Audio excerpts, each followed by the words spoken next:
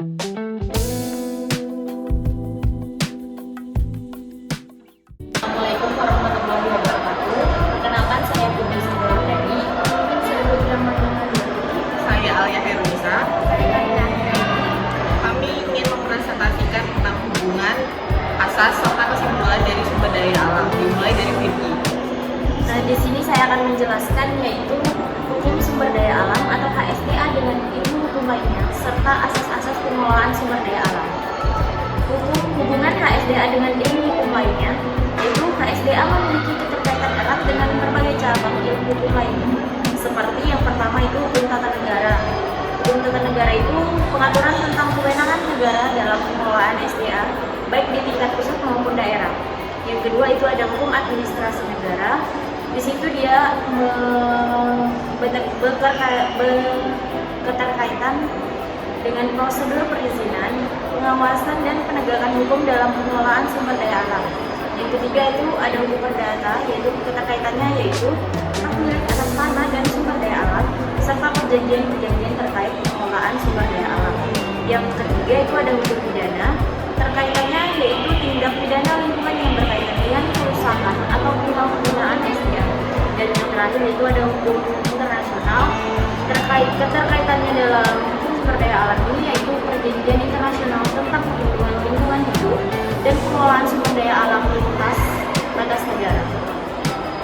Setelah materi selanjutnya dilanjutkan oleh rekan saya.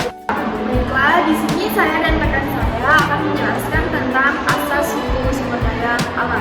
Yang pertama dalam pasal 2 Undang-Undang Nomor 9 Tahun 1990 tentang kepariwisataan, pengaturan asas penyelenggaraan kehutanan berdasarkan manfaat dan lestari, kerakyatan, keadilan, kebersamaan, keterbukaan, dan keterpaduan. Dalam pasal 22 Undang-Undang Nomor 31 Tahun 2004 tentang perikanan, pengelolaan perikanan membuat asas manfaat, keadilan, kemitraan, kemerataan, keterpaduan, efisiensi, dan kelestarian yang berkelanjutan. Dalam pasal 3 Undang-Undang Nomor 27 Tahun 2000 tentang pengelolaan wilayah pesisir dan pulau-pulau kecil memuat asas keberlanjutan, konsistensi, keterpaduan, kapasitas hukum, kemitraan, pemerataan, peran serta masyarakat, keterbukaan, desentralisasi, akuntabilitas, dan keadilan.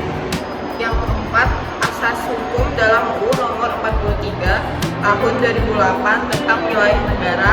Pasal 2 memuat asas kebangsaan, kenusantaraan, keadilan, keamanan, ketertiban, dan kepastian hukum, kerjasama, kemanfaatan, pengayoman. Yang kelima, asas hukum dalam UU Nomor 3 Tahun 2020 tentang pertambangan mineral dan batu bara. Pasal 2 memuat asas manfaat, keadilan, dan keseimbangan keberpihakan kepada kepentingan bangsa, partisipatif, transparansi, dan akuntabilitas, keberlanjutan, dan berwawasan lingkungan.